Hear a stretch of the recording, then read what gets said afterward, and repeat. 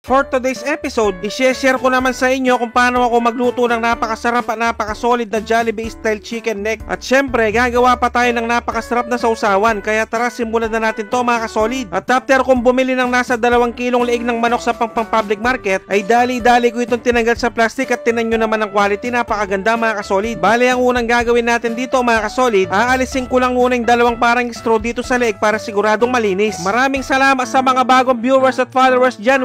Welcome po kayo dito. At after natin silang malinisan, hindi ko na napakita sa camera, huhugasan ko lang ito ng paulit-ulit hanggang sa luminaw ang tubig para siguradong malinis. At shoutout nga rin pala sa mga masisipag nating workers dito sa Pinas at sa ating mga bayaning OFW. Mag-ingat po kayo lahat dyan. At kay Willie Perez Santos ng Atimonan, Quezon, maraming salamat po. At after ko silang hugasan mga kasolid, dinilipat ko lang dito sa mas malaking lalagyan at sasangkapan ng kalamansi. Lalagyan ko rin ito ng chicken powder para solid na solid talaga ang lasa. At sunod ko na itong sangkapan ng patis. At sasangkapan ko rin ito ng curry powder, garlic powder, pamintang durog at paprika. Balit ang tiameter lang ang gamit natin, wala tayong eksaktong measurement dito mga kasolid. At hahalu-haluin ko lang to sa napakalinis kong kamay syempre. At after ko itong mahalo ng maayos mga kasolid, imamarinate ko lang to ng nasa 1 oras. At habang naghihintay tayo, gagawa muna ako ng napakasarap na sausawan. Bali pinaghalo-halo ko lang ang sibuyas, pipino, bawang, pamintang durog, asin, asukal pambalanse at suka. Shoutout nga pala sa mga taga-Paumbong Bulacan dyan, napakasarap na suka nyo. At dahil tapos na akong gumawa ng napakasarap na suka natin mga kasolid, gagawa naman tayo ng napakasarap na pambreading. Bale pinaghalo-halo ko lang ang harina, cornstarch, baking powder, chicken powder at pamintang durog. At sigurado nakasuporta din ngayon ng Kerimit family na San Jose del Monte, Bulacan. At fast forward tayo mga kasolid, pagkalipas ng nasa 1 oras, pwede na yung mga liig ng manok. Bale ganito nga pala ang gagawin ko, ibabalot ko muna dito sa ginawa kong breading tapos ilalagay ko sa napakalamig na tubig. At ibabalik ko lang din dito sa ginawa kong breading kanina. Bale same process lang ito sa lahat, balikan ko kayo mamaya pag magpiprito na.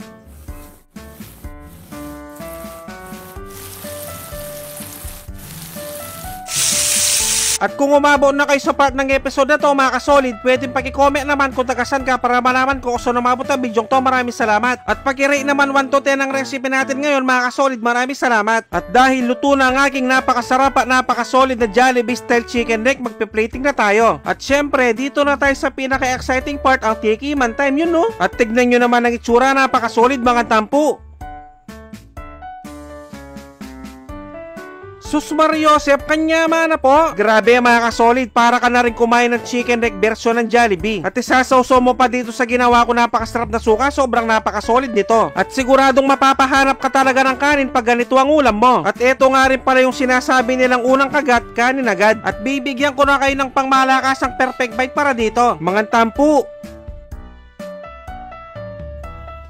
Taksya po na kalasa ng kalasa na pasupa-supa ko amo. At kung tiyempong hating gabi nyo naman napanood to mga kasolid, mag-automatic pansit kanto na lang kayo mga bossing. Dapat yung spicy ha. At pag ganito talagang kinakain ko mga kasolid, hindi ko talaga mapigilang sumubo. At siguradong manguubos na naman ang isang kalderong kanin lamig to kung sakali. Maraming salamat sa mga walang sawang sumusuporta at sumusubaybay sa aking mga video. At sa mga walang sawang nagsishare, maraming salamat, napakasolid nyo. Sobrang na-appreciate namin kayo lahat. Magkita-kita ulit tayo next episode. Magluto na kayo ng napakasarap at napakasolid na Jollibee style chicken neck, siguradong magugustuhan ng buong pamilya. At lalong-lalo na ng mga bata at ng mga isip bata syempre. Maraming salamat sa panonood, mag-ingat ang lahat, basta Kapampangan, manyaman!